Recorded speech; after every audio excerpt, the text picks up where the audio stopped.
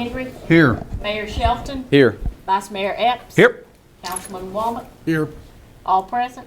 At this time, I'd like to invite those that wish to do so to stand for the invocation given tonight by Associate Minister Mike Dyer at Willow Avenue Church of Christ, followed by the Pledge of Allegiance to the United States flag.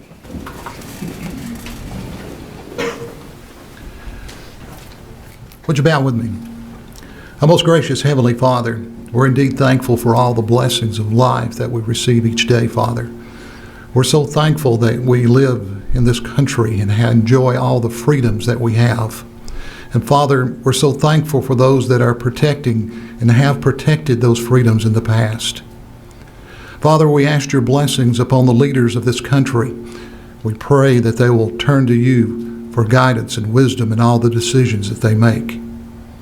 Father, we're thankful for each member of this council and their willingness to serve and to lead our city.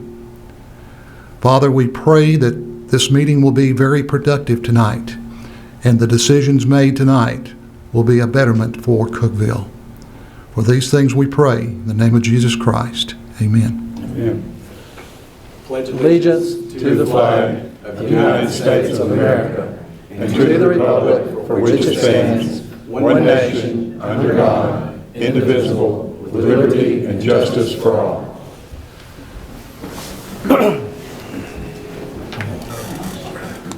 Item 3, consider approval of agenda as presented. Do we have any changes? There are no changes to the agenda. Do we have a motion? So moved. Second. Motion is second. Any discussion? Seeing none, all vote. 5 yes votes, motion carries. Time 4A, consider reappointment to the Environmental Appeals Board. Mr. Brown. Mayor and Council, Jim Hall's term on the Environmental Appeals Board has expired. He's agreed to serve another 5-year term, and I would request you reappoint him. Thank you. Do we have a motion? So moved. Second. Motion is second. Any discussion? Seeing none, all vote. 5 yes votes, motion carries. Consider 4B, consider appointment to the Cookeville Regional Medical Center Board of Trustees. Do we have a motion? Mr. Mayor, I'd like to put the name of Alan Ray as a nominee for the board. Very good. Do we have a second? Second. Any other discussion? Any other nominees? Seeing none, all vote. 5 yes votes, motion carries. 5A, old business, consider approval of minutes of council meeting held on June 18th, 2015. Do we have a motion? So moved. Second. Motion is second. Any discussion?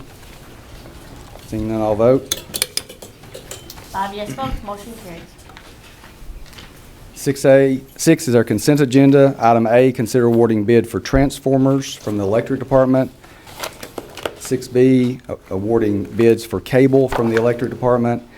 And 6C, set a date, August 6th of 2015 for a public hearing on ordinance 0150719, rezoning from RS20 single-family residential to RS5 single-family residential property consisting of 10.48 acres located in the corner of Old Sparta Road and Bob Bullock Road, identified as parcel 24.02 on tax map 96. Do we have a motion for the consent agenda? So moved. Second. Motion and a second. Any discussion? Seeing none, all vote. 5 yes votes, motion carries. Item 7A, hold a public hearing and consider on first reading ordinance 0150617, rezoning 750 Whitson Avenue from RS15 single-family residential to PRD planned residential development. Mr. Mills. Mayor and council members, Mr. Seth Hudson, on behalf of property owner Barry Reese, has submitted a request to rezone the property you just identified. Here's the general location of the property. It's identified as parcel 33 on tax maps 66C Group A and consists of approximately 14.25 acres. As you can see, it's contiguous with property zoned as RS15, single-family residential to the east and north, zoned as CR Regional Commercial and PCD Planned Commercial Development to the south, and zoned as CI Commercial Industrial Mixed Use and CG General Commercial to the west. Here's an aerial view of the property. Located to the east and north are single-family dwellings. To the southwest is the Walmart Shopping Center. To the west is the Cookeville Police Department's vehicle impound lot. Another view of the property. Existing zoning. property is encumbered by a significant sinkhole floodplain area, which is located in the southern portion of the property through here. This is another view of the sinkhole floodplain. The Cookeville 2030 plan primarily depicts the property as being suitable for local commercial development. It also depicts the extension of the street, Commerce Avenue, from Whitson Avenue through the property to Veterans Drive. Several years ago, the Public Works Department evaluated the feasibility of the street extension, and it was determined that due to the physical constraints of the property, that it would not be financially feasible to construct the street. The PRD district, which is planned residential development, is intended to encourage flexibility and innovation in land use in residential developments. It's intended to require careful planning so that the districts can provide for the best use of a site with the goals of protecting and embracing a natural environment. Establishing a PRD district requires that special procedures and provisions be followed, which are unique from all other zoning districts. The process for establishing a PRD district is fairly detailed. The developer must first consult with the planning department to determine if the site would be appropriate to be considered for PRD. If it is, then the developer is required to submit a preliminary PRD plan, which must include a schematic map and a written statement. The Planning Commission would then review the preliminary PRD plan and make a recommendation to the council for approval, modification, or denial of the request. Upon receipt of the Planning Commission recommendation, the council then considers enactment of the district, which is what we're doing tonight. Once an overlay district is enacted, then a final PRD plan and a preliminary subdivision plat must be submitted to and approved by the Planning Commission. The final PRD plan must conform to any parameters that are established as a condition for the enactment of the zoning district and must contain detailed information on the proposed development.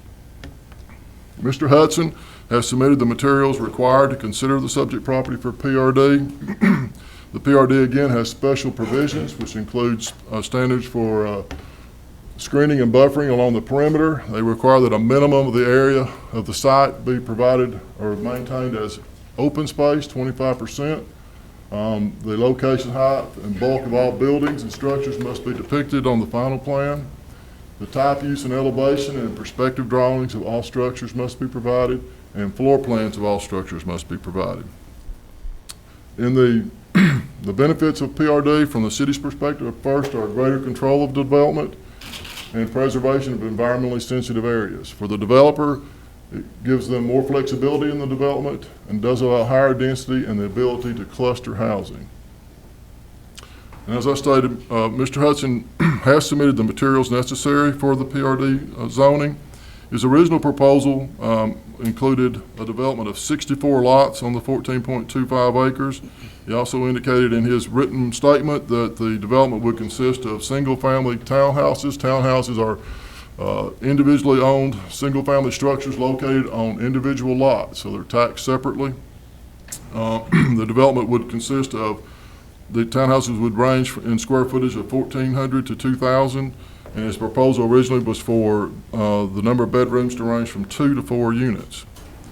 Following the submittal of the plan for 64 units, Mr. Hudson submitted a plan that depicted 55 units. On both of these preliminary PRD plans, approximately half, or 7 acres, of the site would be permanently preserved as open space. This 7 acres is the southern half of the property where the sinkhole floodplain area is located, and it's also the area that drains into what's commonly known as the blue hole or the canal area. So this area under the PRD development would be preserved permanently. The current RS-15 zoning of the property allows a density of 15,000 square feet per dwelling unit. Mr.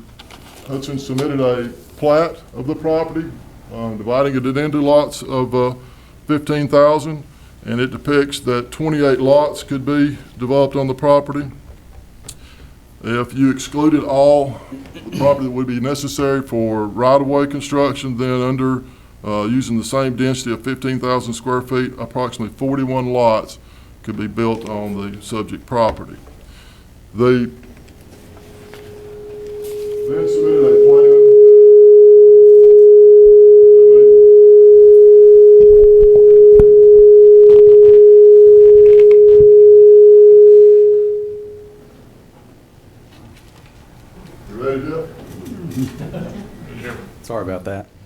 We subsequently received a plan for the development of 42 lots. 42 lots, which further increased the amount of area that will be preserved as open space.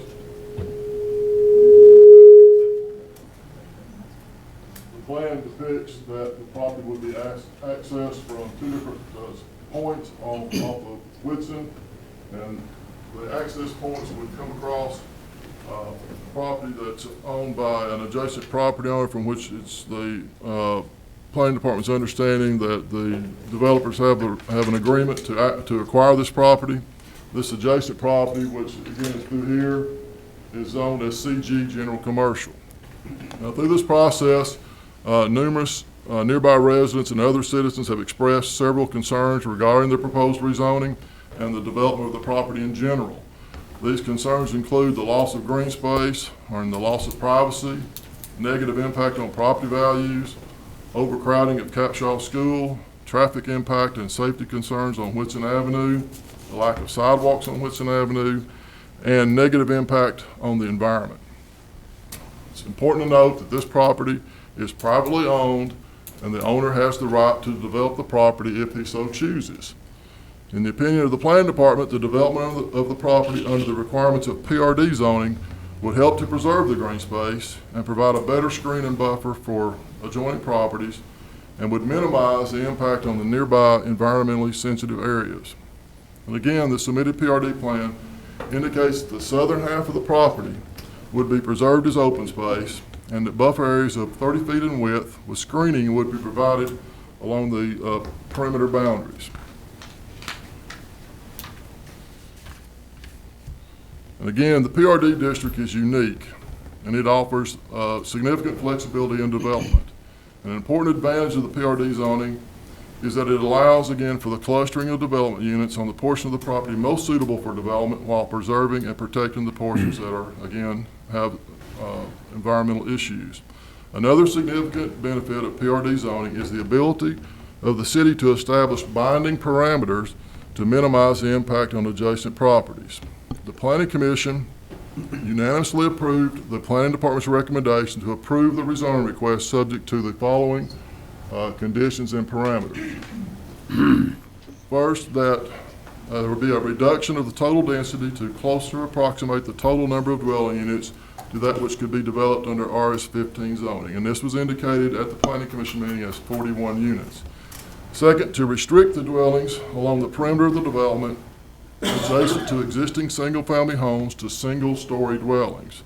Third, to limit the number of attached dwellings along the perimeter of the development adjacent to existing single-family homes to clusters of no more than 2 or 3 units.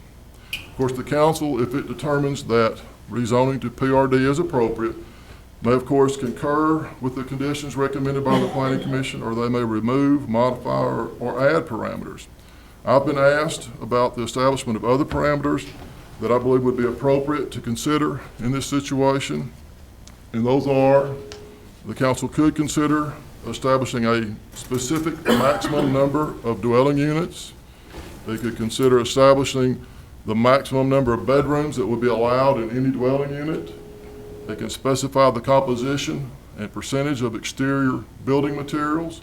They could establish a wider perimeter buffer yard, and they can specify the composition of the screening material required for the perimeter buffer yard. If the council does approve the enactment of the PRD zoning with specific parameters, then the approval should also be subject to the submittal of a revised preliminary PRD plan to the Planning Department depicting compliance with any such parameters. If you have any questions, I'll be glad to try to address them. Thank you. There's been a tremendous amount of work, study, and listening through this process, and there's also been a lot of misinformation and speculation throughout, too. We feel it's important to establish what the parameters exactly are so your comments during this public hearing can be pertinent. After the recent information meeting and during Monday's work session attended by Mr. Zogg and Mr. Hudson, we looked at additional parameters, as Mr. Mills described, to provide additional neighborhood protections. Do we have a motion? We do, Mr. Mayor. I'd like to make a motion to approve the rezoning of the property at 750 Whitson Avenue to a PRD, subject to the following parameters. The maximum number of dwelling units shall be 41. Dwelling units along the perimeter adjacent to the existing single-family homes shall be single-story only. Attached dwellings units along the perimeter adjacent to the existing single-family homes shall be limited to clusters of no more than 2 dwelling units. The maximum number of bedrooms for any dwelling unit shall be 3. Exterior building materials of all dwelling units shall consist at a minimum of 80% brick or stone, with the remainder hardy board. Each dwelling unit shall have its own garage. The perimeter buffer yard shall have a minimum width of 45 feet. The screening material required for the perimeter buffer yard shall consist of staggered double-row Leland cypress trees or arborvitae 8 to 10 feet in height at the time of planting. The homeowners association agreement shall include specific provisions for the maintenance of the perimeter buffer yard. A revised preliminary PRD plan depicting compliance with all parameters shall be submitted to the planning department. Thank you. That's your motion. Do we have a second? So moved. We have a second. So at this time, we will open the public hearing portion of the meeting. A couple of points of order of how we operate our city council meetings. Please step to the podium and state your name and address. A statement of no more than 3 minutes may be made pertaining to this item. Once the timer sounds, you will need to wrap up your comments within 10 seconds. There will be no yielding of time to another person. There will be no yelling, jeering, or clapping during the process. Engaging in any verbal attacks or comments intended to insult or slander any individual will not be tolerated, and any of the above shall be cause for termination of time privileges and expulsion from the council chambers. So, just before the first person speaks, I just want to reiterate and reaffirm what we're discussing and what is on the table. So there is no misunderstanding or misinterpretation. The motion and second is to rezone to PRD with the following parameters. It has the original 3 parameters from the Planning Commission, which consisted of maximum number of dwelling units at 41, dwelling units along the perimeter adjacent to existing single-family homes to be single-story only, and the attached dwelling units along the perimeter adjacent to single-family homes shall be limited to clusters of no more than 2. Planning Commission said 2 or 3. We're saying 2. The maximum number of bedrooms for any dwelling unit in this development will be 3. Exterior building materials of all the dwelling units shall consist at a minimum of 80% brick or stone with a remainder in hardy board. Each dwelling unit shall have its own garage. Perimeter buffer yard shall have a minimum width of 45 feet. The screening material required for the perimeter buffer yard shall consist of a staggered double row of Leland cypress trees or arborvitae 8 to 10 feet in height at the time of planting. The homeowners association agreement shall include specific provisions for the maintenance of the perimeter buffer yard, and then a revised preliminary PRD plan depicting compliance with all the parameters set forth shall be submitted to the planning department. Now, the public hearing is open. Do we have anyone that would like to speak to this matter?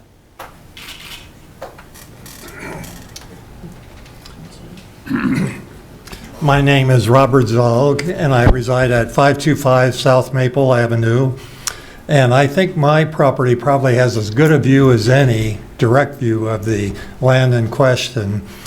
When we first became aware of the request for the PRD, I got with my neighbors, and specifically Bruce Jones and myself, who's neighbor adjacent to me, between the Lawlers is between us also. But anyway, we met and we reviewed what are our options. You know, we'd like to, what we had with the existing RS-15, but we didn't like some of the controls. There weren't too many things in the way of controls, how you would control the development behind us, because there was no provision for a green space.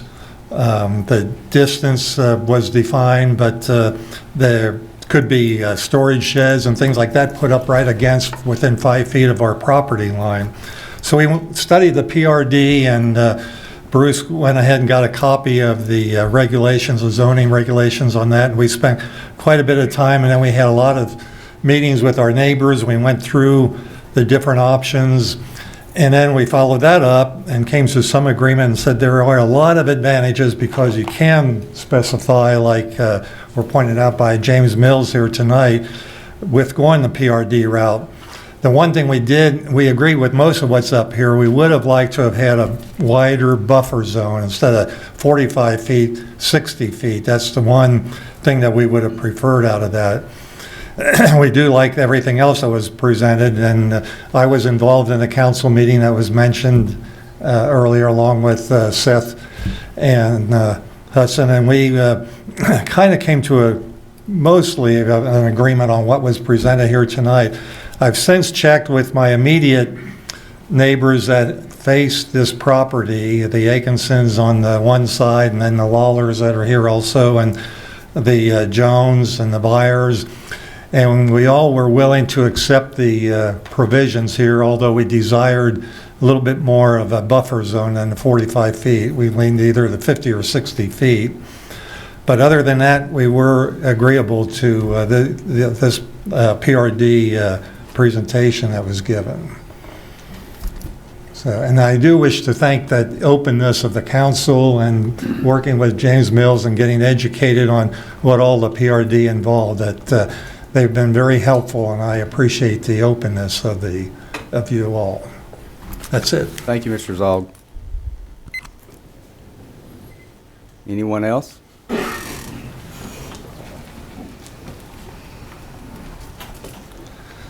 Hello, my name is Blue Matthew Hensley. I live at 379 Whitson Avenue. What my wife is handing out at the moment is just pretty much what I'm going to be telling you, along with some visual aids, because I was told I wasn't allowed to use the projector or the signs when I called earlier yesterday. Through careful planning, such districts will provide for the best use of the site consistent with the goals of protecting and embracing the natural environment. This refers to the PRD section itself on page 2 here. This rezoning not only does not protect or embrace the environment, but in fact puts it in danger. This is a known and proven sinkhole. As you can see, this is a copy of Cookeville's very own on its website. This is a known proven sinkhole as shown the Cookeville, let's see here, right there. Let's see, on its, Cookeville's very own sinkhole drainage area map, which was constructed from a geological survey, reference to Cookeville's sinkhole and drainage map, area map on the website. Mr. Mills has portrayed this to be a 100-year floodplain, which is untrue. Well, it may be that as well, but it's not marked on the map on your page.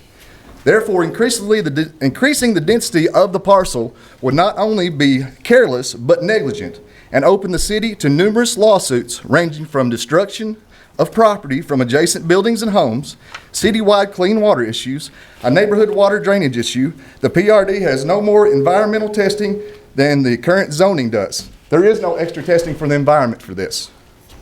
This combined with the fact that the green areas consist of a sinkhole that can't be built on to begin with, and a stream which would be financially detrimental for the developer to move or fill, results in no benefit to the city, only the developer. The PRD is designed to be a give and take, not a just take. All right. My next quote. At the same time, it is intended that projects within any PRD district provide a compatible blending with surrounding development, minimizing such negative impacts as land use conflicts, traffic congestion, and excessive demands on existing or proposed public facilities. Refer to the PRD section 218.1. This is also included in here. This will cause a bottleneck effect coming from the 5 lanes of Jefferson to the wide Commerce Street down to the Whitson Avenue. Bottlenecks are a problem that are always attempted to avoid in road planning. Whitson is merely 18 feet wide, which is according to section 218.16A, streets of the PRD, which reference Cookeville subdivision regulations, which I have a copy of on the next page, which state that a street have to be a minimum of 20 feet wide. This is highlighted on the following 2 pages. If a street this small cannot be added to a PRD, how much sense does it make to put a PRD on a street this small? You have 10 seconds, Mr. Hensley. All right, I'm gonna skip to the very end here then. This is completely illegal. This rezoning not only does not protect and embrace the environment, but in fact puts it in danger. This is known as the proven sinkhole area. Mr. Mills is portrayed as missed my page. Thank you, Sorry. sir. Thank you. Appreciate it. Spot zoning, it's illegal. Thank you, sir. Do we have anyone else that would like to make a comment? Yes, ma'am. My name is Mary Jennings. I am the field supervisor for the U.S. Fish and Wildlife Service. Our office is here in Cookeville. One of our office's duties is to ensure compliance with the Endangered Species Act. Section 9 of the Endangered Species Act prohibits take of listed species, and it's a broad definition for take. It's not just lethal killing, but it's also harm and harassment, which has to do with effects to habitat such that they rise to a level that feeding, breeding, and sheltering behavior of those individuals of the listed species cause injury to the species through change. I'm here because we're concerned about potential impacts to the gray bat, an endangered species that occurs in this karst system under this area. You know that it's in Ament Cave. We're blessed with a beautiful population here in Cookeville. Regardless of the zoning designation that the city chooses to apply to this development, our primary concerns are threefold: geotechnical concerns regarding injury to the karst structure or potential collapse of the cave system, hydrological concerns regarding both the quantity and quality of the water flowing through the system, and tree removal on the site. Our concerns were voiced to the Planning Commission at the May 18th meeting. Right now, I would like to ask the city to please arrange to meet with me and my staff, with the appropriate city staffers and the developer if the city sees fit, to discuss our concerns and review the data and planning documents that are available from the developer and the city to alleviate our concerns. Otherwise, we will recommend to the city and the developer that you seek an incidental take permit under Section 10 of the Act to avoid a violation prior to approval and construction of this project. I would really like to stress, though, that the Endangered Species Act seldom stops a project, but rather brings us all to the table to find a solution that will allow projects to move forward with the minimal effects to the listed species. Thank you. What was your name? Mary Jennings. Thank you. Thank you, Mary. Anyone else like to speak to this matter?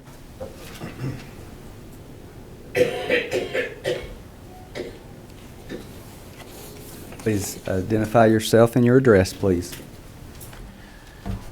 Good evening, everybody. My name is Seoda Knight. I'm hesitant to give my address for a past situation, but I live on Stevens Street. Okay. I'm here in defense of the neighborhood I live in, and my concerns are with the traffic volume already that exists. If this condo PRD proposal goes through, it will not only cause more harm to the already beautiful neighborhood we live in, but it will cause more hardship to the neighborhood that we already love and dearly like to walk through. And I speak for a majority of the people who I know walk through that neighborhood and spoke to me in opposition to this. So I don't really like to call out people or to make anything uncomfortable, but we're just defending the neighborhood that we live in. And we've been able to be consulted with the law firm Chaffin and Giamo to file a spot zoning lawsuit if you guys do choose to pass this rezoning. We just ask that you look in your hearts, because I know each of you have your families, have your children. I'm going to say, being Native American, I know how development has been done to our land and our country. And I ask that you look in your hearts and really think about, I know your minds are kind of made up on what you're going to do, but just think about the ramifications going down the future. Thank you for your time. Thank you, Mr. Knight.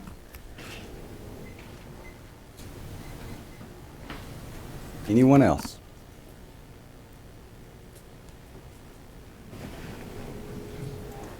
You can just your street name and your name and your street. My name is Beth Brown, and I live at 350 South Maple. Thank you. And I guess a concern that I have is not so much the development, but the traffic that's going to occur with that. I'm only the second owner of the home that we live in. We've been there for 30 years. And the traffic on Maple is bad enough as it is. But you add more homes, Whitson's not going to be able to handle that traffic. So then there's Stevens and there's Maple, which everybody likes to use us as cut-throughs anyway. So I think it's really going to be quite an issue, because every time the city puts up those counters, I just cringe. When my kids were young, they walked or rode their bike to Capshaw. But the traffic on Maple didn't have sidewalks back then. And my daughter actually got hit by a car when she was at school or on her way to school. So I don't think Maple needs to be widened because of possible new traffic. It's a neighborhood. It shouldn't be a cut-through street, neither should Stevens or Whitson.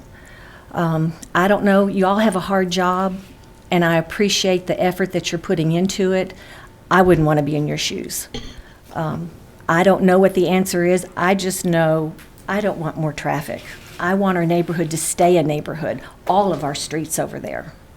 And people come and park behind Capshaw School, and they love to walk down our area. And of course, we've got all the growth and the trees, and it's just beautiful over there. I'd love for it to stay that way. Thank you. Thank you, Ms. Brown.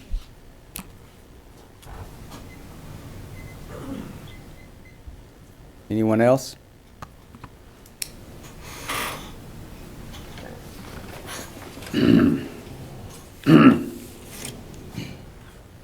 Yes, sir. Audie Stanfill, 864 Treewood Drive, outside of the neighborhood that's being developed, but my concern would be more about the effect on the water supply and the wildlife. I understand that you guys have your jobs to do, but I just wanted you to understand that people do respect the wildlife that's around here. And if you guys could find a way to develop, I understand that Cookeville is growing, but if you could find a way to develop without destroying what little bit is left, that would be way cooler than just finding new land to destroy. And I understand that someone owns the land and that they have their money invested in it, but I think that taking our time figuring this out properly would be a better way to go. Unfortunately, I'm new to this area, and so I don't have the solution, but I hope that you guys can take the time to find the proper solution and not just rush your way through it. I just wanted you to know that that was my concern. Thank you. Thank you, Mr. Stanfield.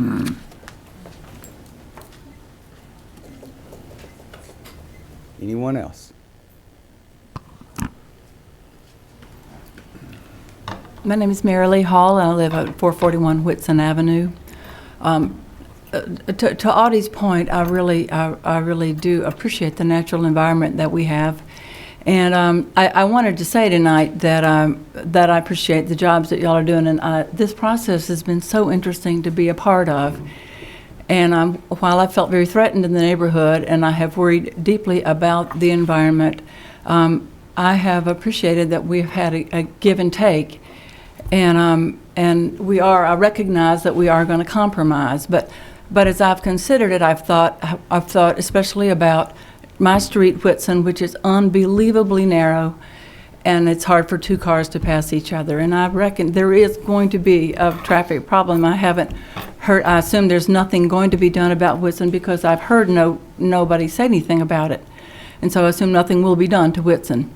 And so that remains my concern. I'm very concerned about the environment, the underground, that up until now, I thought there was going to be more testing after the PRD was approved. I completely thought there was going to be another test that could affect what would happen in the future.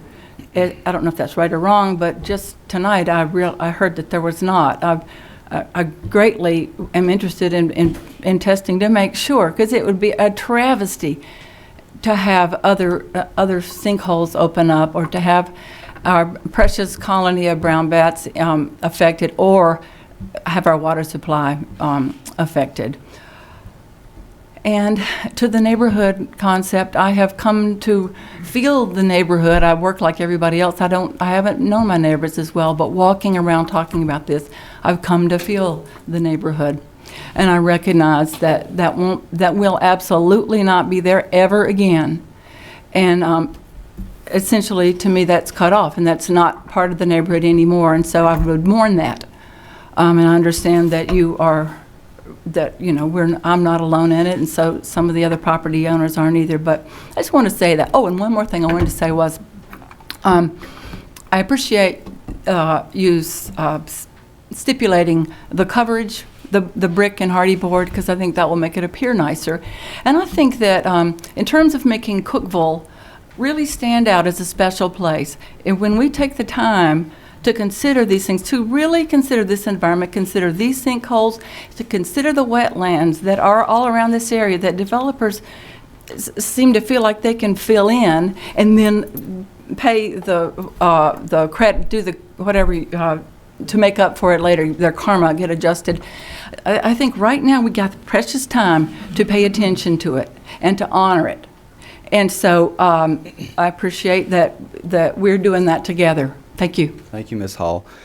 Mr. Mills, will you just real quickly address the concern about the secondary testing, please? There will have to be several additional studies done, whether the property is rezoned or not. Number one, you will have to have geotechnical done, whether it's RS-15 or PRD.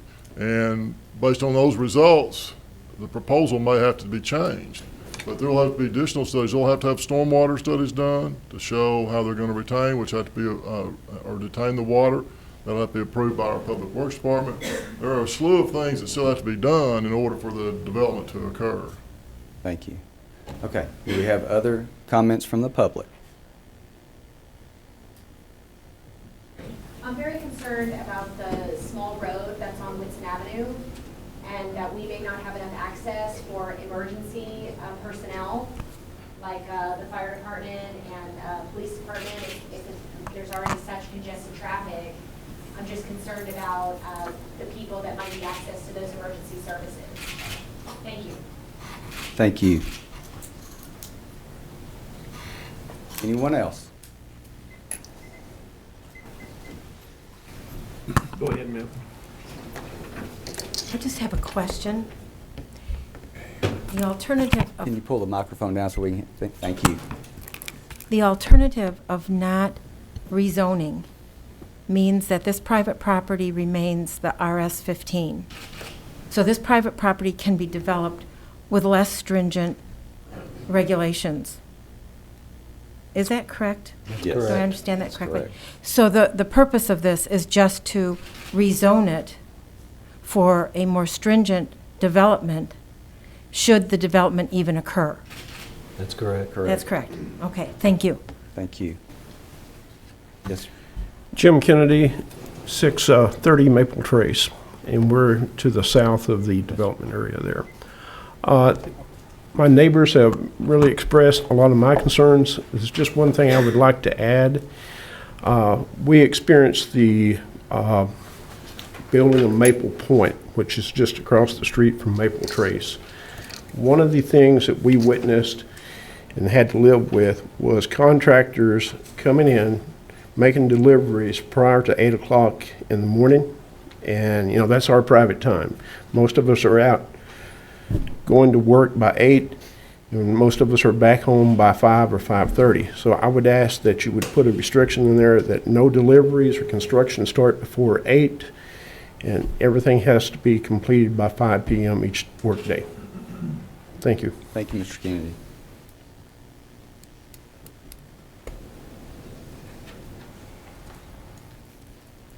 Any other comments? All right.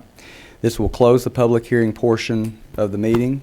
And now the council will open the business portion of the meeting to discuss this, and then we will eventually vote. So comments from the council. Who would like to start? Mr. Mayor, if I may, let me say first of all to all of you who've communicated with me by letter and phone call, and Bob, I especially appreciate you letting me invade your home and you taking me on a walking tour of the property, and Seth, the time I spent with you and James and his big help. And this process has been good for me as a councilman. It's made me a better one. It's made me more educated with regard to the process here. And it does. I do a couple of questions I have, James, that have arisen as a result of questions that have been asked here this afternoon. The geotech study, which has to take place, as I understand it, regardless if we leave it RS-15 or if we rezone it, that study, that comprehensive geotech study, has to take place. Correct? Yes. Okay. I've consulted with our public works director, our engineer, and with knowing that there are caves in that vicinity, it's prudent that be done, not only from the city's perspective, but from the developer's perspective, that they have this geotechnical done where to make sure that they're not going to collapse a cave or create or worsen a situation. So worst case scenario for the developer, then we could come to the conclusion that it couldn't be developed or the project could not go forward. Worst case scenario.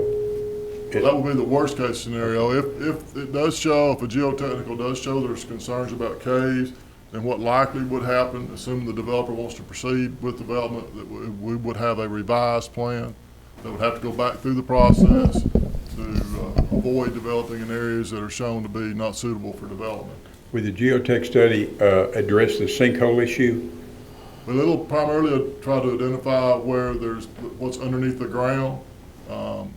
It shouldn't, Greg, it won't show anything about the sinkhole, but it's intended to show if there are problems under the surface in terms of caves where excavation could create a problem. We've had our sinkholes all evaluated by Tennessee Tech, and we know where most of those are. Now, let me state that if in the process of development, another sinkhole opening is identified, we do have regulations that kick in for those. We've done our best through Tennessee Tech to try to identify all the major sinkholes in the city, but due to our topography, the karst topography, there are openings that we don't know about. If they're found, we do have regulations that kick in to protect those. One more question, Jim, as it relates to the devaluation of property. I've received some pictures of a development that this development company did in Allgood, which I'm sure met the standards in that community and lived up to what they expected. There was vinyl. It was a development that wouldn't be appropriate where we're talking about placing this one. These standards and these new restrictions as it relates to brick and stone, this is not going to be done just because the developer said it. I mean, we're, in essence, meeting these parameters, meeting these standards, both the one that the planning department has set and the ones that have been added here tonight through this motion, that's a contract with the city, and to the extent that they're not met, we could come in if they weren't met and just shut down the whole thing. Am I right about that? That's correct. It depends on when a violation occurred. If it occurred during the development process, the construction process, the procedure would be to issue a stop work order and require them to come into compliance before they can proceed any further. If the development it's finished and then there is a violation, for example, this was a question, and I'm glad you brought this up, was about the maintenance of this landscaped area, the screening area. You're required by code to maintain in perpetuity any required landscaping. Let's say several of these trees die. Well, we would contact if it's already completely developed and owned by individuals, we'd contact the homeowners association, direct them if they're in violation and give them so many days to comply. If they didn't, then we'd go through the legal process. We'd go through our attorney to seek compliance with the zoning code. It would be considered a zoning code violation. One more question. As it relates to the traffic, it was mentioned, and we realize that regardless if it's RS-15 or we rezone it, if there's a development back there, it will increase traffic on Whitson. They do have two ways to go out. They can turn left and go Commerce directly to Jefferson, which I think the lion's share will probably do. If they're going to Capshaw, they can go right. But as it relates to the existing road, it was mentioned that it's at some point it's 18 feet wide and needs to be 20. Do we have reason to believe that road is too narrow at some point now? Will it handle the traffic, and what are the options if it doesn't? Well, our evaluation is that the street is adequate to handle local traffic. Now, there are areas where the street appears to narrow, the pavement doesn't narrow, but you do have areas where people have let brush, trees, and shrubbery grow over the asphalt. And that does require people to swerve to not run through those. But that's actually in the city's right-of-way, and it's actually, part of it is over the top of the asphalt. Do we have any reason to believe, and this has been mentioned to me 2 or 3 times about the water situation, will this rezoning or a development, albeit RS-15 or otherwise, do we have any reason, how could that, in your view, impact the quality or the availability or decrease or do damage to the water supplies? Could that happen? Well, in my opinion, the PRD offers the best way to prevent that from happening. Again, they have the right to develop this property to our standards, whether it be RS-15 or PRD, but with PRD, we're able to keep approximately half of the property from being developed. In addition, whichever way it's developed, we have stringent stormwater requirements for runoff. Greg, you might want to speak to some of this, but it's a half inch now has to be, 1 inch now has to be stay on the side. So we have very stringent stormwater regulations that have to be met however the property is developed, if it is developed. Thank you. Comment? Okay. You want to? My question deals with Ms. Jennings with U.S. Fish and Wildlife, and I can't see her too well. Would it be appropriate to have a conference with U.S. Fish and Wildlife after the geotechnical studies have been done to know where the cave structures, if any, or the different varieties of the property, and then get your input on what needs to be done to make this appropriate for water supply and the bat population? That would be fine. My only concern would be I don't want us to be weighing in at the last minute such that it inconveniences the city and the developer. We like to interact as early as we can, so it's possible that multiple meetings could be helpful. Okay, thank you. But the information you're discussing and obtaining would be helpful too. Would it be appropriate to amend this motion to make sure that, or would it be ordinarily be done that we meet with U.S. Fish and Wildlife about their concerns about this property? I wouldn't say that it's ordinary, but if the city is made aware of a situation or an issue, a potential issue, then that's something that could be addressed. Before he comes back, before the developer would come back to the Planning Commission for its final PRD, all these studies have to be completed. And there's going to be ample time for that to occur. If you want to include that as a condition, you could, but there's plenty of time for that to happen.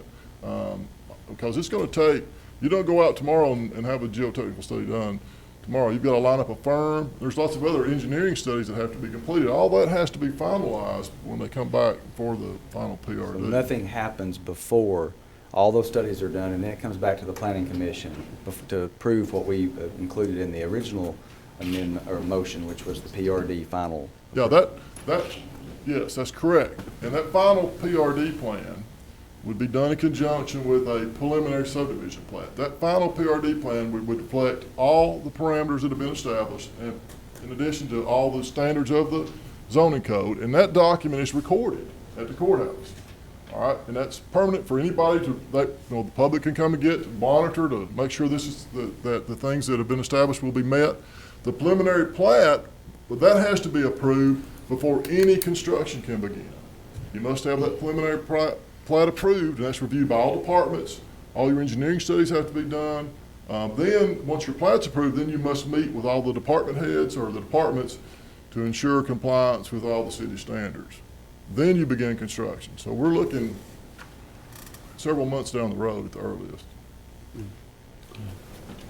I'd like to offer a friendly amendment. I was planning on voting for this, but I want to make sure that we include input from Fish and Wildlife about the water supply and the bat population. So my friendly amendment is that we include them before any work is done.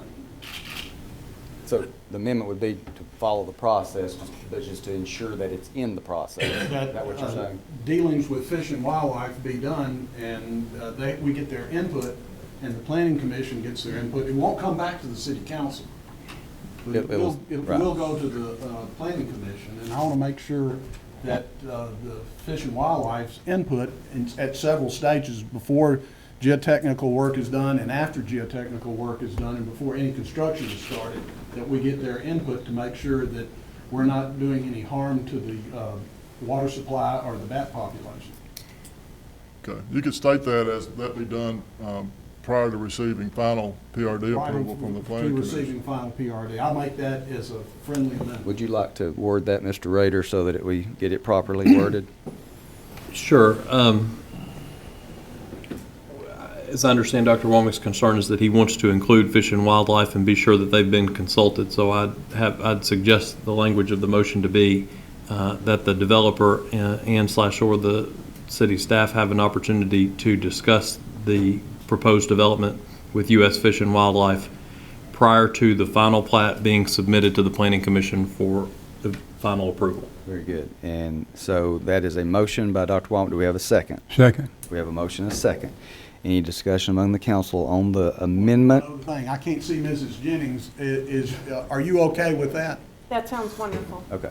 Anything more we need to do as a council before this is voted on from your perspective? I don't think so. As long as we're having the conversation, I think we're doing what we need. Very good. So we have a motion and a second. This is on the amendment to add the amendment to our original motion. Any other discussion among the council? Seeing none, all vote. 5 yes votes, motion carried. Okay, so that becomes item 10, 10th parameter added to the provision. Fellow council, any more comments? Mr. Mayor, I have a point of, actually a question of point of order. I mean, we had the additional requirements. I don't know, did we actually vote to Yes, sir. add these? That was in the form of the original motion included that. Okay, That was the motion. So Councilman Womack's amendment is going to be a proviso to these Simply it 10s. becomes another bullet. Okay. Yes, sir. Councilman Womack, are you okay with that being included just as a point of order, are you okay with that being included within all these other parameters? I want to make Fish and Wildlife are involved. Why? Because the way you expressed your, just a point of order, the way you expressed your amendment, you wanted, it sounded to me like it was like you wanted to separate that out. If you're okay with having to include that? Okay. All right. Just want to make sure that was clear, Mr. Mayor. Thank you. You have other comments you want to make? No, not yet. Mr. Mayor, I want to make a comment. I have the privilege of serving on the Planning Commission with 8 other residents of the city, and when we study this, and we do go through these items, and we do think and consider how this affects people, and we passed this unanimously, and what we had a feeling in the Planning Commission that the PRD zoning would protect and respect the neighborhood by requiring more conditions and restrictions than the current RS-15. We were wanting to be fair with all the parties involved in this zoning request. We didn't want and would not be insensitive to the people in the neighborhood. And at the same time, we did not want to be unreasonable with the developers. With the conditions placed on the developers and the willingness of the developers to accept these conditions in order to proceed with this project, I feel the majority of the concerns have been addressed for a positive result for all involved. Thank you.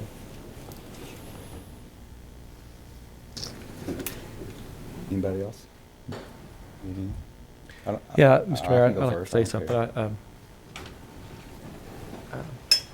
You guys are my neighbors. I live out there. I live where you live. I drove down Whitson Street. I drove down Whitson to get here. I run down Whitson when I go for my runs, and you guys see me all the time. I run all the time, and most times it's me heading out Whitson Road. So yeah, you're my neighbors, and it's with. I'm going to speak for myself, but I'm also going to speak for my fellow council members that this has been a significant in our tenure here, and we have not taken this lightly.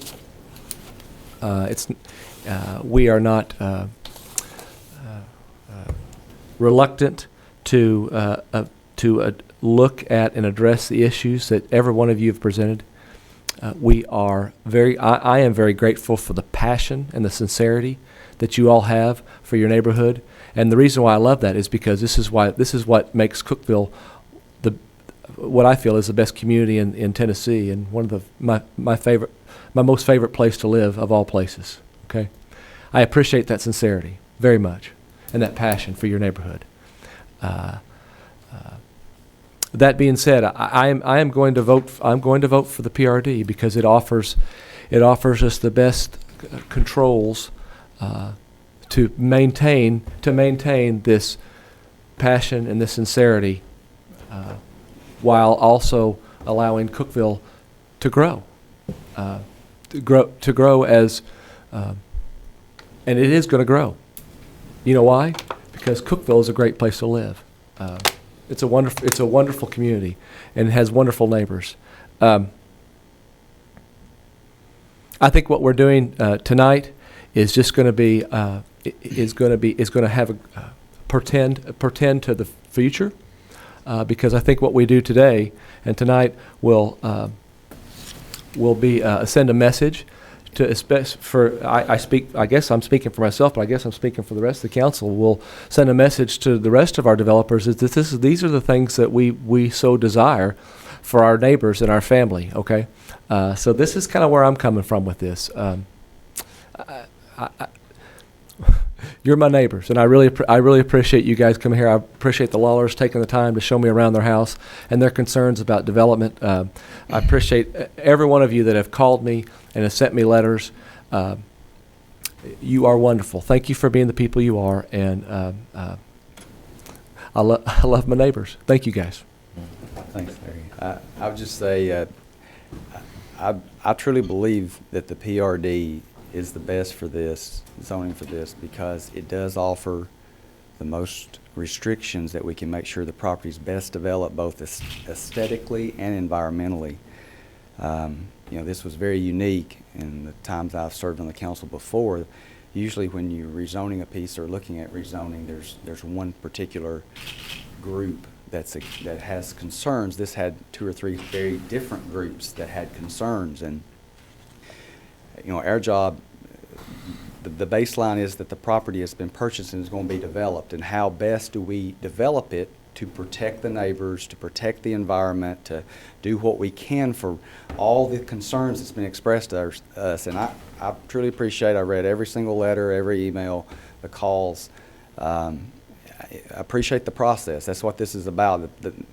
I hope everyone feels they've had the process. This has been even deeper than most processes, having the extra informational meeting, which I gathered a lot of information out of and research, and drove over to the property today with Mr. Mills. I've driven on Whitson before. It's been a while, and I know that there's construction on Whitson. That obviously is making it much more narrow now because of that. There is a lot of tree growth, shrubbery growth hanging over the fences, and you know, probably won't be a popular thing with the folks that's their backyard, but that really, you know, that's city right of way, and that really needs to be trimmed up and cleared some so that those lanes, literally those lanes will be wider if that's done. And so that's certainly something that will need to be looked at in the next little bit. But like I said, I do appreciate the heart of everyone, empathetic and understand, you know, your property beyond your family. Your property is one of your most prized possessions, and everybody wants to make sure that it's protected and done right. And I truly believe that this zoning, the PRD, is exactly that. It will protect your property. One final thing, I know there have been some comments, especially during the informational meeting, about my property values are going to go down.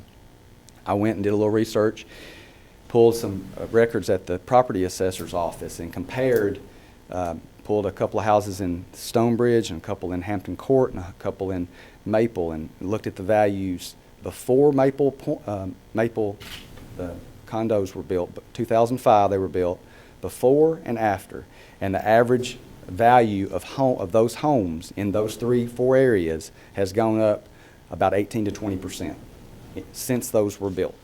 So not a single one had a devaluation of property at all. Every one of them averaged anywhere from 12 to 22%.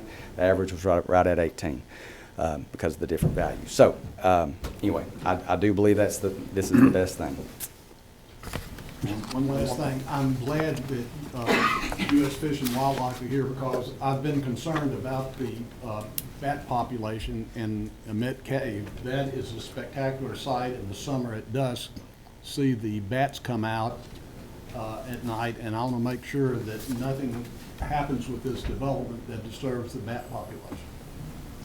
Mr. Mayor, if I could make one brief observation and a question for you, James, because I have an idea that most everybody here will leave a little bit dissatisfied, but we have to think about the alternatives, and I just want to make sure that we sort of put a wrapper and a bow on this, because in addition to the standards that's been on the screen, with the new zoning, with the PRD, in addition to those standards, we're going to be able to dictate floor plan, square footage, street signs, mailbox, sidewalks, outside material, and all that.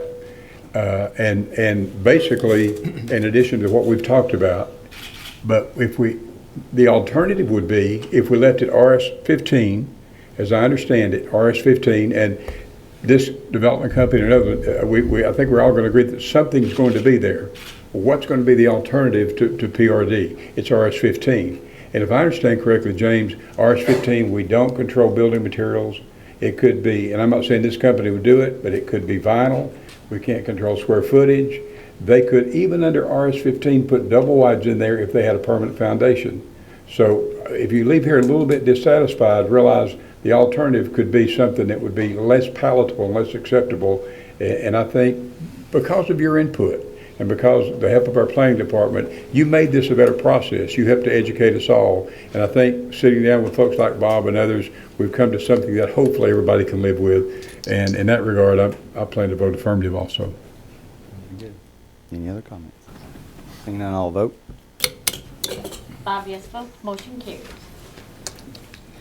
Item 7B, hold a public hearing and consider on first reading ordinance O150618, amendments to the zoning code, section 208A.4, architectural design standards, to insert provisions in section 208A.4B3 relating to screening for additions utilizing prohibited materials. Mr. Mills. Mayor and council members, this amendment was prepared by the planning department at the request of the Architectural Design Review Board. It concerns the ability of the board to require the provision of screening when it considers requests for the use of prohibited materials for additions to existing structures as provided in section 208A.4A3. The amendment would insert in said section the following wording. In determining whether the use of prohibited materials should be approved, the board may require that vegetative or other screening be provided as a condition for the use of the prohibited material. The amendment was approved by the Planning Commission and is recommended by the Planning Department. Thank you. Do we have a motion? So moved. Oh, and a second? Second. Second. Okay. This is a public hearing on this matter. We'll open the public hearing portion. Would anyone like to speak to this matter about the screening? All right. We'll close the public hearing portion. We have a motion and a second. Any other discussion among the council? Seeing none, I'll vote. 5 yes votes, motion carries. Thank you. 7C, consider resolution R150710, amending the Personnel Policies and Procedures Manual establishing mandatory retirement age at 60 for all police officers and firefighters, the bridge bill, rescinding previous resolution R090914. Ms. Fowler. Mayor and Council, this resolution will amend the Personnel Policies and Procedures Manual addressing Chapter 8, Section 5, which covers the city's retirement program with Tennessee Consolidated Retirement System, and it is required since the recent adoption of the TCRS Supplemental Bridge Benefit. Specifically, Section 5.03 will be deleted and replaced with all police and firefighters and employees, with the exception of the police chief and the fire chief, as noted excuse me, in Tennessee Code Annotated 8-36-2053C, who have been transferred from such a position to a supervisory excuse me, or administrative position with police and fire, shall be mandated to retire on the first day of the month following the month in which the employee attains age 60, pursuant to TCA Section 8-36-205. These employees are eligible for the payment of the supplemental bridge benefit pursuant to TCA Section 8-36-211, and Group 1 members excuse me, who have creditable service in a Group 1 position covered by such mandatory age retirement may retire on service retirement benefits upon attainment of age 55 with 25 years of creditable service pursuant to TCA Section 8-36-201A2 as established by Resolution R150608. It will be included as an appendix to the manual. That resolution was approved June 4th and adopted the benefit. This evening's resolution, excuse me, also rescinds Resolution R090914, passed in 2009, which established mandatory retirement for police and fire at age 62. I would respectfully request approval. Thank you. Do we have a motion? So moved. Second. Motion is second. Any discussion? The way I understand it, it's just a cleanup of our bridge bill, which we passed in our last budget, and God bless our public safety officers. This helps take care of those officers, and it helps take care of our citizens ultimately. It just changes the manual. And this, with all this jargon, excludes our police chief and our fire chief, correct? That is correct. Thank you. Thank you. Any other discussion? Seeing none, all vote. Yes vote, motion carries. 7D, consider awarding bid for brush grinding. Mr. Brown. Mayor and council, we recently opened bids for the grinding of the brush at our brush site on Jackson Street. Since we've been declared a disaster area due to the ice storm back in February, we should get the large portion of this back from FEMA. We had 3 bids, the low bid of $132,500 from AAA General Contractors. I would recommend you accept this bid. Thank you. Do we have a motion? So moved. Second. Motion is second. Any discussion? Seeing none, all vote. 5 yes votes, motion carries. Thank you. 7E, consider authorizing the city manager to execute amendment number 1 of the engineering contract for the Southeast Sewer Project. Mr. Kelly. Mayor and council, I'm seeking authorization for the city manager to enter into an engineering agreement on the Southeast Sewer Project, amendment number 1. The construction contract with J&S Construction Company has exceeded the contract completion date of April 6, 2015. As a result, our department has incurred additional engineering costs performing those services that are required on the project. We'll exceed our approved contractual amount with CTI engineers. In the next couple of weeks, I'm requesting the city council authorize the city manager enter into an engineering contract amendment which maintains the same contract rate structure in whole or prorated as partial months until project completion. The construction contract allows us to charge liquidated damage for each calendar day over the contract of $500 per day. Assuming no additional days are added to the contract by change order or through negotiation with the contractor, the $500 a day should cover all these costs, and I'd recommend your approval. Thank you. Do we have a motion? So moved. Motion is second. Any discussion? Seeing none, all vote. 5 yes votes, motion carries. 7F, consider awarding bid for water plant lagoon water quality control department. Mr. Kelly. Mayor and council, we have lagoons at our water plant down on Center Hill Lake. 2 of those we're going to remove the solids that's contained in those. We have put out bids on that project. Denali Water Solutions, low bidder, $467,000. They meet specs, and we'd recommend your approval. Thank you. Do we have a motion? So moved. Second. Motion is second. Any discussion? Seeing none, all vote. Thank you. 5 yes votes, motion carries. Right, that concludes our agenda item portion of the meeting. At this time, we'll entertain any citizens that would like to address the council on a matter not a non-agenda item matter. Do we have anyone that would like to? Yes, sir. Again, a couple points of order. Step to the podium, state your name and address. Statement no more than 3 minutes may be made on items of general relevance, and once the timer sounds, you'll need to wrap up within 10 seconds, please. May it please this most honorable city, Mr. Mayor. My name is Sean Caskey, and I own a food delivery service company. We have no local codes for the delivery of food. Our restaurants have to meet very stringent standards in the preparation of your food. My company delivers the food. We should be held to no less standard. I don't know how to do it, but I would like to submit ideas that I have for code that in my 6 years of experience of delivering food, I feel I would be qualified to do. I've also studied molecular biology at Tennessee Tech University. I can take that kind of education and present ideas for, say, the Planning Commission, or however it works. That's all. Yes, sir, thank you. You're welcome to email those to City Hall, and we can have our codes director look at that, and it'll take that under advisement, and we can then present that through Mr. Mills at the Planning Commission. That's something they can look at, and feel free to email the City of Cookeville. Just, you want to do it the general box, Mike? That's fine. I can get with you after the meeting. After the meeting, we'll get you an email address, okay? Mr. Mayor, yeah, by the way, I'm a biology major too, so I'm pretty sensitive. So is Dr. Womack over here. We're pretty sensitive to stuff like that. So if we don't have codes that ensure the safety of transportation of food and food items to the public, I would like to hear your concerns. Hear your ideas. Yes. Thank you. Thank you. Appreciate it. Thank you. Anyone else? All right. Did I do the name and street thing again? Just your name. All right, cool. Audie Stanfield. Yes, sir. This one was brought to my attention too, that since the Supreme Court ruling that we allow same-sex marriages, that Putnam County was refusing to allow these marriages. Regardless of our own personal views, I think that it is not cool to go against what was already been ruled by our Supreme Court.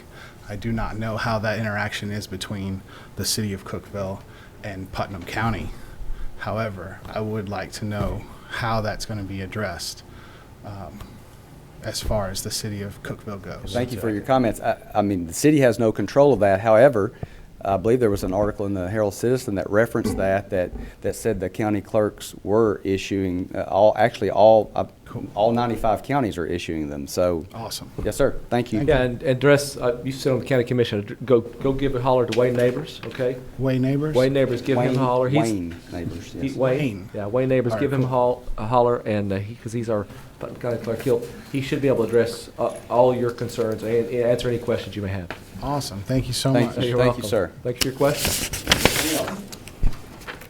All right. We have, obviously, it's coming upon us Independence Day, and just want to make sure that everyone knows and is invited to our Cookeville 4th of July celebration that is upon us. It starts out Friday, obviously tomorrow. There's a barn sale at the fairgrounds from 8 a.m. to 6 p.m. Slide the City will be downtown. We're the smallest city in the United States that it's coming to. It starts at the courthouse and comes all the way down to the bottom of the hill near the entrance to the park. There will be food vendors on site all day long. Again, that's from 4 to 8. Tomorrow night, a community band concert in Dogwood Park. And then on Saturday, there is a Veterans and Little Patriots parade that starts at the depot. Goes from the depot down to the library. That starts at 9 a.m. Again, the barn sale is going on at the fairgrounds. A car and truck cruise-in that they're expecting 200 to 300 vehicles at will be at the fairgrounds. Slide the City will be going on all day Saturday from 10 a.m. to 7 p.m.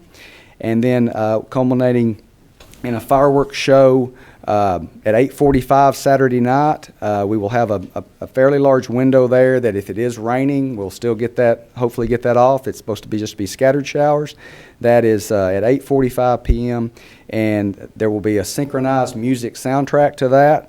All 4 of the Stonecom radio stations, who was their media partner for this event, 106.9, 93.7, 95.9, and 100.9 will be simulcasting that music for you to enjoy that while you're watching the fireworks.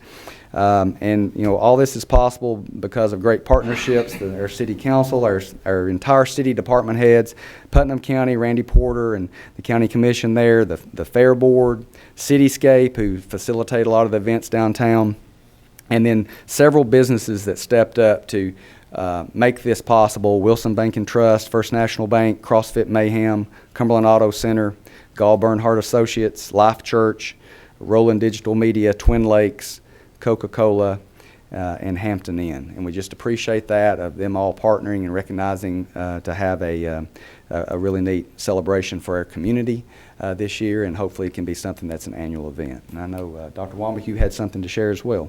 Yes, to culminate this on Sunday, excuse me, the Cookeville Performing Arts Center at 5 p.m. will open up, and at 6 will start the televising of the World Cup for the U.S. women's team against Japan, and would like to have everyone come out to see the women play Japan for the World Cup. So that will be at 5 on Sunday, and then the game will start at 6. I have one other comment. Just one other comment. We're having a July 4th celebration. I didn't know anything about that, really. No, that's obviously in jest. I want to thank the mayor, and I want to thank all the partners that the mayor has identified. It takes an idea, and it takes somebody willing to pursue that idea. And the mayor has.